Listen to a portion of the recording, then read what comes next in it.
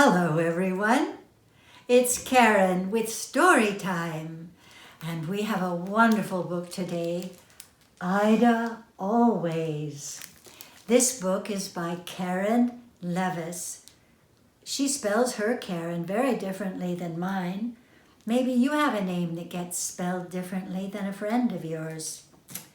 Charles Santoso illustrated it, and he's from Australia. But this book takes place in the big city of New York. Ida Always. Gus lived in a big park in the middle of an even bigger city. Buildings grew around him and shifted the shape of the sky. Zookeepers poked in and out. Visitors came and went. But every morning when keys clicked and shoes clacked, Gus crawled out of his cave and spent his day with Ida. Ida was always there. Always. When Gus tossed the ball, Ida was there to catch it. When Gus splashed water, Ida was there to splash him right back. And they chased and raced until the school bells rang. Then the two friends flopped onto their favorite rock while the city pulsed around them. I wish we could see it, Gus sighed. You don't have to see it to feel it, Ida said. Listen. They heard buses groan, trucks rumble, police whistle, taxis honk, pigeons coo, people say, hey, wait, yo, hello, and children laugh. That's the city's heartbeat, said Ida. It's right here with us, always.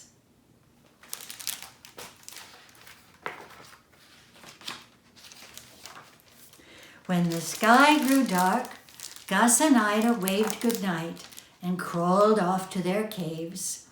With the subways humming underground, they added their snores to the sounds of the city. Every day was always the same. Until one morning, when keys clicked and shoes clacked, Gus crawled out of his cave. But Ida wasn't there. Gus lumbered to Ida's cave. He heard her breathing, coughing, snoring, sleeping. He sat in their sunniest spot and waited. The coffee carts ground their beans and the squirrels squabbled over crumbs. Visitors shuffled in, keepers bustled about. Ida had never slept so late. Snow monkeys and taxicabs screeched. Ice cream trucks jingled. Still, Ida didn't come. Keeper Sonia came instead. Sonia told Gus that Ida was very sick. Usually there's a way to make a sick bear better, but this time was different. Ida wouldn't hurt, but she would get tired and too weak to swim and play. Then one day, when her body stopped working, Ida would die. Sonia's voice was soft. But the words felt rough to Gus. His insides churned. His chin shook. The sky rumbled. Gus rushed to his friend. Don't go, he growled. Don't go. Don't go. Don't! Ida growled right back. Together, they stomped and snarled. Their growls turned into howls, so they filled up the zoo, rising higher than skyscrapers, scaring pigeons, surging toward the stars. The two of them so upset. And then they stopped. Two friends folded into one shadow and slumped quietly on the rocks. Two bare noses sniffled. Two bare breaths panted. Two bare hearts echoed in each other's breath.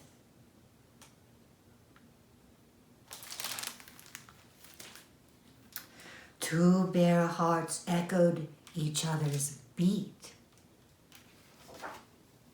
A plane roared overhead. Gus and Ida wondered where it was going. They wondered where Ida was going too.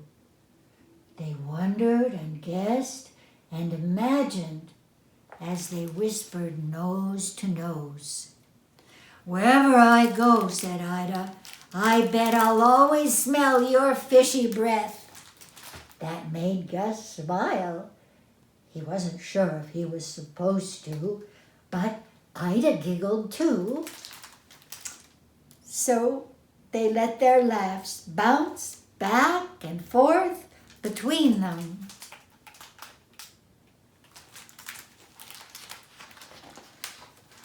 From then on, Ida spent most days in her cave. She slept a lot, but didn't hurt. The keepers took good care of her. And Gus helped.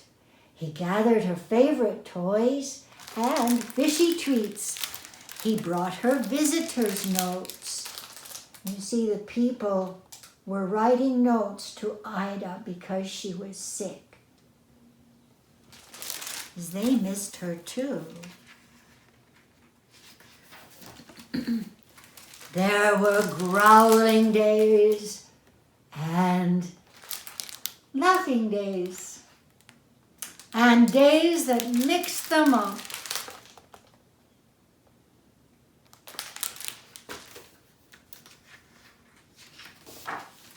Sometimes Ida needed a moment alone. Yes, sometimes we all need a moment alone, don't we? And sometimes Gus did too.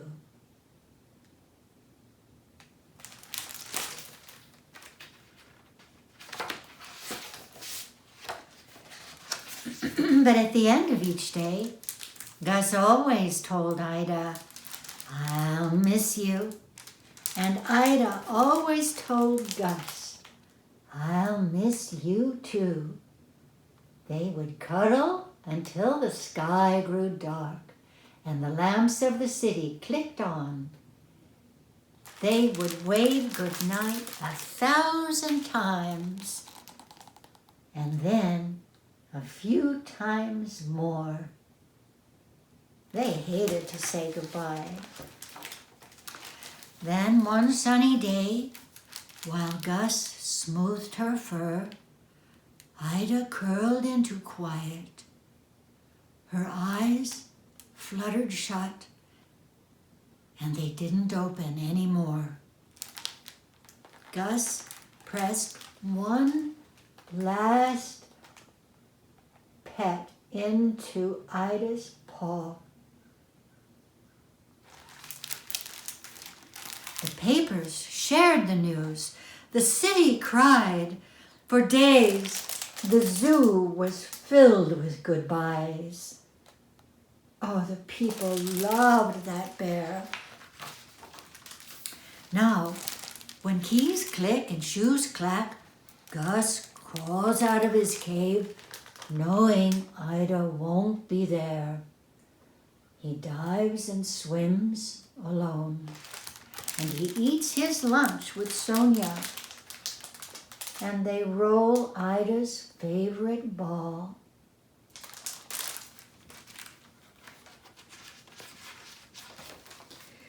Some days, Gus forgets. He looks for Ida on the rock in her cave behind the waterfall.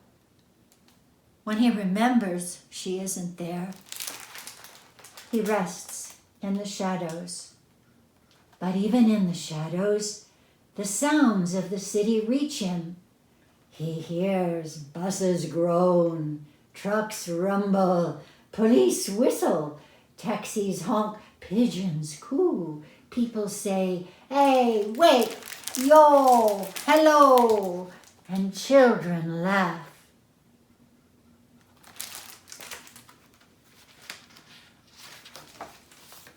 Gus smiles.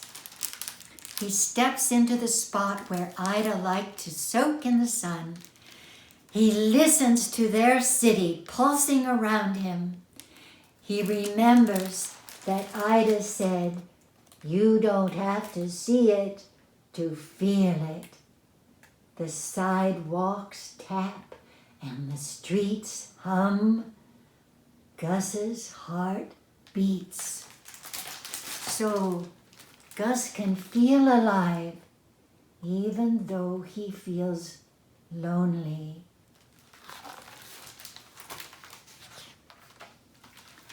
And Ida is right there. Always. And you see how he sees her in the clouds? Look closely and you'll see Ida there, up in the sky.